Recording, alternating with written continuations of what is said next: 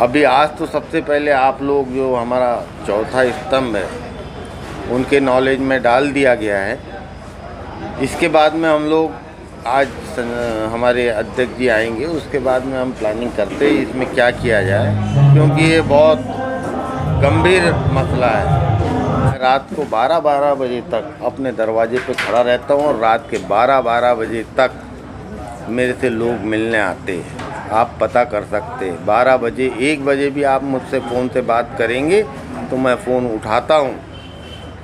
ये जो गंदी मानसिकता लेकर चलने वाले लोग जिनके पास मुद्दे नहीं हैं उनको करने दो जो करना।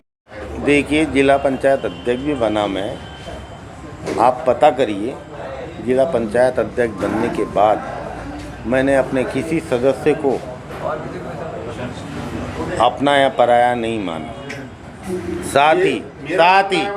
साथ ही मेरे घर में कौन से पार्टी का सरपंच आया है, कौन आया है, कौन नहीं आया है, मैंने कभी ये चीज़ नहीं देखा। मैंने सभी को समान रूप से मदद किया है और अपने साथ में रखा है।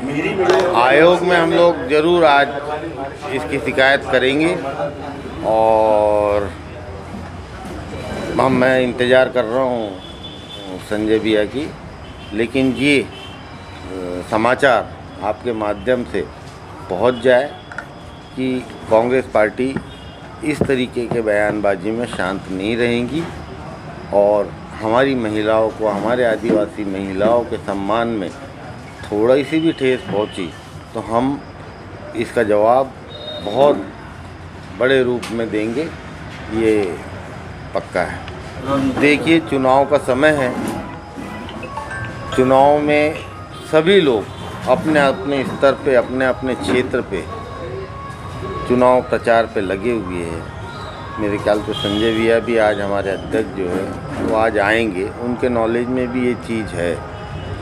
लेकिन जिला मुख्यालय में मेरे रहने के कारण आज मेरी जवाबदारी है और मुझे एक प्रत्याशी के रूप में पूरा जो मेरे ऊपर भार है पूरे चुनाव क्षेत्र का, तो मुझे कहीं ना कहीं ऐसा लगा, जिस भयंकर आदिवासी महिलाओं ने मुझे फ़ोन किया है कल कि ऐसा है हुआ, वैसा हुआ, वैसा हुआ, और उसके बाद यदि मैं प्रेस कॉन्फ्रेंस लेकर खुद ये सब चीज़ों को आप लोगों के सामने नहीं लाता तो शायद कहीं ना कहीं उन्हें ठेस पहुंचता और उन लोगों को भी ऐसा लगता कि ये हमारे बोलने पे ये काम नहीं कर रहा है, करके मुझे ये काम आपके साथ में प्रेस कॉन्फ्रेंस लेना पड़ा कि बीजेपी से तो कोई भी खड़ा होगा जीत जाएगा।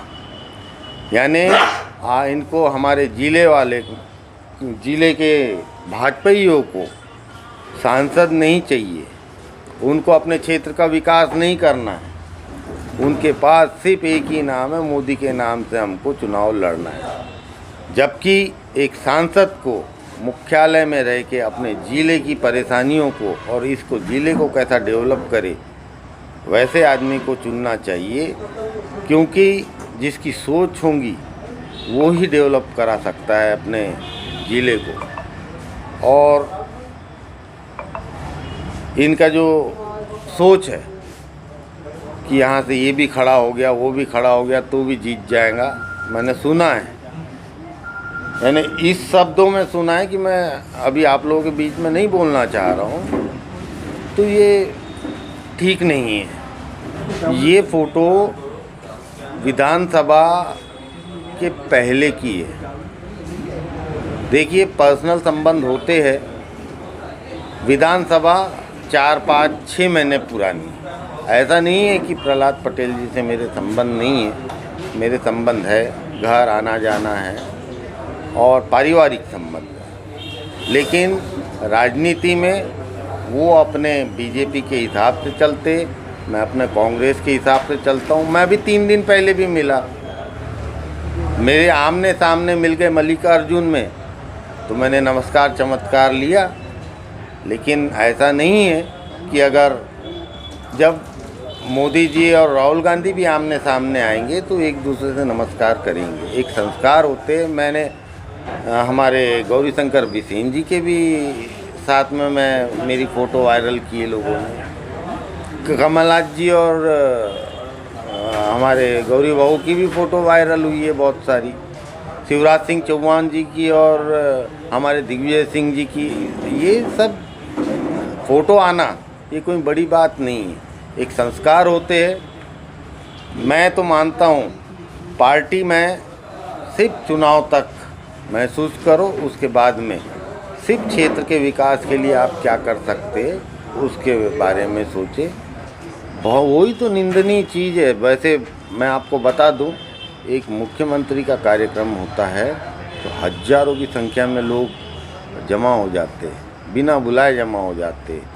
बहुत बड़ी संख्या नहीं थी, 1000-1200 हज़ारक लोग रहे होंगे, वो भी आपकी महिलाएं, यानी भारतीय जनता पार्टी ने हमारी स्व सहायता समूह की दीदियों को बिल्कुल अपना कर्मचारी समझ के रखा है। कोई भी कार्यक्रम होता है, अधिकारियों को आदेश होता है कि हमको इतनी महिलाएं होती है, वो अधिकारी महिलाओं को 100-100, 200-200 रुपये देते हैं, भेड़ बकरियों की तरह गाड़ी में भरते हैं और सभा स्थल पे लेकर आते हैं। बहुत ही गंदा इनका व्यवहार हुआ करता है इनके साथ, तो वही भीड़ रहती है इनके पास।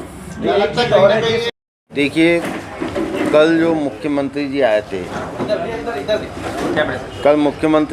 थे, प्रचार के लिए, लेकिन आदिवासी क्षेत्र में आके उन्होंने आदिवासियों के लिए कुछ भी नहीं बोला, कुछ भी उनको सौगात देने की कोशिश नहीं की, बल्कि गलत बयान देकर वो चले गए। वो प्रचार में आए थे भारती पारदी के, लेकिन एक भी बार उन्होंने भारती पारदी जी का नाम नहीं लिया। सिर्फ राम मंदिर और मोदी के अलावा कुछ नहीं बोला। तो और एक चीज़ उन्होंने जो बहुत भद्दी, जो हमारे यहाँ की महिलाओं के लिए, आदिवासी महिलाओं के लिए इतनी अभद्र भाषा बोली है कि कांग्रेस में महिलाएं भोग विलास, ऐसा कुछ तो भी बोला है, जो शर्म आनी चाहिए। एक मुख्यमंत्री लेवल का इंसान हमारे बालाघाट में आके हमारे बालाघाट को इतनी गंदी निगाह से देखता है और इस तरीके के बयान देता है। तो जिस तरीके का उनका बयान है, उससे समझ में आता है कि इनके पास में महिलाओं का, हमारी माताओं बहनों के लिए इनके नज़र में क्या इज्जत है। सच में बालाघाट के लिए एक गंभीर विषय है। एक आदिवासी वर्ग के लिए बहुत आक्रोशित है हमारे यहाँ की महिलाएं। मेरे को काफ़ी फ़ोन आए, तो मुझे लगा कि मुझे प्रेस वार्ता लेना चाहिए। देखिए, मुझे 2-3 बार खबर आई है, लेकिन हम लोगों को बहुत कम समय मिला। 15 सबसे आखिरी में मेरी टिकट तय हुई है। 15-17 दिन का समय मिला और उसमें 8 विधानसभा क्षेत्र मेरे उसमें आता है, और 8 विधानसभा क्षेत्र को कवर करने के लिए मेरे को बहुत ज़्यादा व्यस्तता रही है। तो ऐसे में मैंने भी ज़्यादा प्रयास नहीं किया कि बड़े नेता को इनवाइट करूं। अगर मैं चाहूं तो आज भी, अगर चाहूँगा तो 2 दिन में आ जाएंगे। लेकिन मेरे कार्यकर्ता जो है कोने कोने में जो काम कर रहे हैं, उनको मैं अभी डिस्टर्ब करना नहीं चाह रहा हूं, क्योंकि 2-3 दिन उसमें चले जाएंगे। और हमारा सिस्टम कार्यकर्ताओं का बहुत अच्छा चल रहा है। मेरे शीर्ष नेताओं से बराबर बात चल रही है, उनके डायरेक्शन में मैं काम कर रहा हूँ और बिल्कुल सलाह से हम लोग काम कर रहे हैं। देखते इस बीच में अगर कुछ ऐसा होता है तो ज़रूर आएंगे। नहीं, गलत बात है। हम ये कोशिश कर रहे हैं कि नेता तो आए, लेकिन पहले हमारा पूरा सेटअप जो 8 विधानसभा का है, जिस तरीके से अभी सेट हुआ है, उसको एक दिन भी हम डिस्टर्ब नहीं करना चाह रहे हैं, क्योंकि सच में आप बताएं 15 दिन में 8 विधानसभा क्षेत्र कवर करना, जिसको पता नहीं था कि मेरे को टिकट मिलने वाली है और अचानक टिकट मिलना और इतनी जगह दौड़ना। आज भारतीय जनता पार्टी अपना पूरा प्रशासनिक दबाव और पैसों के बल पे चुनाव लड़ रही है। हम आपको ये भी मालूम है, भारतीय जनता पार्टी ने कांग्रेस का अकाउंट सीज कर दिया है कि ये चुनाव न लड़ पाए। बहुत सारी दिक्कतें होने के बाद भी हम लोग दमदारी से खड़े होकर चुनाव लड़ रहे हैं और चुनाव में हमारी विजय निश्चित है। और इस बार हम मध्य प्रदेश में आधे से ज़्यादा सीट लाने की कगार पर खड़े हैं, इसलिए हम अपने अपने लेवल पे सब अपनी अपनी जगह पे काम कर रहे हैं और सब अपनी जगह पे चुनाव निकालने का प्रयास कर रहे हैं। इसके पहले के चुनाव में भी इन्होंने इसी तरीके की हरकत की। मैं क्या खा रहा हूँ, क्या पी रहा हूँ, क्या कर रहा हूँ, क्या नहीं कर रहा हूँ। अरे मेरे जब मैं जिला पंचायत का चुनाव लड़ रहा था तो एक एक गली पे खड़े होके ये चीज़ बोली गई है। अगर आप में से सब लोगों ने अगर ऐसा करते हुए मुझे देखा है तो ठीक है, लेकिन मैं सुपारी खा रहा हूँ, पान खा रहा हूँ, क्या खा रहा हूँ, वो मेरा लुकआउट है। मेरे को बदनाम करने के लिए इनके पास कोई मुद्दे नहीं दिख रहे हैं। तो मैं खाना खा रहा हूँ कि मुर्गा खा रहा हूँ कि मछली खा रहा हूँ कि वेज खा रहा हूँ, नॉन वेज खा रहा हूँ, गुटखा खा रहा हूँ। मैंने सुना, वो 2-3 लोगों ने मुझे बताया, अरे भैया आप लोगों में से किसी ने मेरे को ड्रिंक करते हुए देखा हो या नाली में गिरा हुआ देखा हो या लड़खड़ाते हुए देखा हो तो आप लोग बताएं। अननेसेसरी जब किसी के पास में किसी के लिए कोई बयान नहीं होते तो उसके चरित्र पे दाग लगाना चालू करते हैं। अरे भ्रष्टाचार का आरोप लगाओ मेरे ऊपर अगर दम है तो, मैंने किसी का गलत किया हो वो बताओ। ये कौन सी बात है? कोई कोई तो ये बोल रहा है रात के 3 बजे तक जगता है। अरे मेरे को नींद नहीं आ रही, मैं जग रहा हूँ। उसमें तकलीफ है लोगों को, पर्सनल लेवल पे मत जाए, अपना देखिए आप क्या कर रहे हैं। जो अपने घर वालों के नहीं हो सकते, दूसरों के लिए चिंता न करें, अपने लिए चिंता करें। तो क्या लगता है आपको बदलाव करने की कोशिश? बिल्कुल। अब आप लोग जिस तरीके से बात कर रहे हैं, मेरे को तो कोई फ़र्क नहीं पड़ रहा है उसमें। मैं तो एक कान से सुनता हूँ, एक कान से निकाल देता हूँ, क्योंकि जो इंसान जो चीज़ कर ही नहीं रहा है उसके लिए टेंशन क्यों ले। उल्लंघन है लेकिन सरकार उनकी है। उल्लंघन तो इतनी जगह होते हैं इनके, लेकिन उसमें कोई रोक टोक है नहीं। सरकार उनकी है तो वो अपने हिसाब से सब कर रहे हैं। सच में हमारे हनुमान जी और हमारे जितने राम भगवान के साथ सहयोगी जो थे, उन्हें जो इतने अभद्र भाषा में जंगली जानवरों के साथ, यानी हम उनको भगवान मानते हैं, हनुमान जी को, गरुड़ जी को, सब लोगों को भगवान मानते हैं, उनको जंगली जानवरों की उपाधि दी गई। ये भी बहुत शर्मनाक बात है। कहाँ धर्म की बात करते, कहाँ राम भगवान की बात करते और उनके सहयोगियों को जंगली जानवर बोलते हैं, जिनके भरोसे में राम भगवान जी ने अपने लंका पे विजय पाई है। उनको जंगली जानवर बोल के अपमानित करना, उनको अपमानित कर रहे हैं जो भगवान के श्रेणी में, तो हमको और आपको और हमारी महिलाओं को तो अपमान कर ही सकते हो। क्या लगता है इस प्रकार जो इन्हें बयान दिया है क्या शोभनीय है? क्या किस प्रकार से ये चिंता की एक देखिए, एक मानसिकता पता चलती है। भारतीय जनता पार्टी के नेता कुछ भी अपने आप को बना सकते हैं, किसी को भी कुछ भी बनाना। बहरूपिया जिसको बोलते हैं ना, कभी कोई रूप देखते, कभी कोई रूप में दिखते, कभी कोई रूप में दिखते, कभी भगवान को भगवान समझते और कभी भगवान को जानवर समझने लगते, वो भी जंगली जानवर।